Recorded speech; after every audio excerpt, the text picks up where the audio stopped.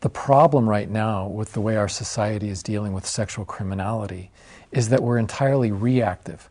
We're not doing one thing to prevent sexual criminality.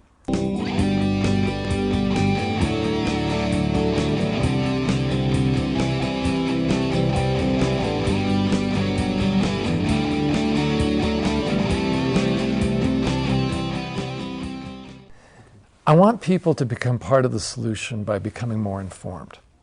So part of this show is just listening to the story of the offender and learning from that one experience. But the more important goal of the show is to educate the community, to educate parents, to educate spouses, to educate law enforcement, and everyone else involved. Together we can make a difference. And I think watching the show is where it starts.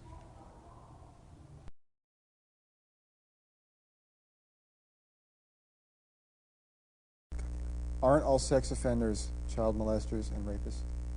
You know, a lot of people think that all sex offenders must be child molesters. And if they think about it any further than that, oh yeah, that, of course, probably some rapists too. When in fact, most sex offenders, statistically, are not child molesters. The majority of sex offenders, 2/3 in fact, have victims who are older than the age of puberty. So they would be adolescents. There's about 1/3 who have adolescent victims and 1/3 who have adult victims. Of those who do molest children, even the term molestation is rather vague, and you really have to be very specific about that.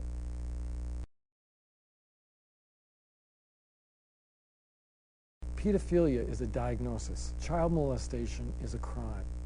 So to commit this crime, I simply need to have some sort of sexual touch between an adult and someone who's under the age of consent, and automatically it becomes child molestation. And it gets called by different names: open and gross lewdness, statutory sexual seduction. It can be called a number of things: sexual assault, attempted sexual assault of a child under the age of 14. But when we're talking about pedophilia as a diagnosis, pedophiles are people who have a sexual arousal to those who are under the age of puberty.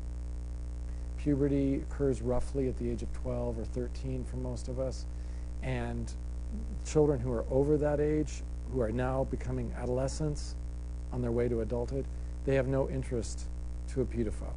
Well, they have no interest to the exclusive pedophile, because there are a number of different types of pedophiles. There are pedophiles who prefer children only, and pedophiles who can be aroused to children and adults. There are pedophiles who prefer boys only, girls only, or both. There are at least 6 to 8 different kinds of pedophiles we could, in subcategories that we could come up with. But child molestation is one distinct category. It's any individual who touched a child or interacted with a child in a sexual way.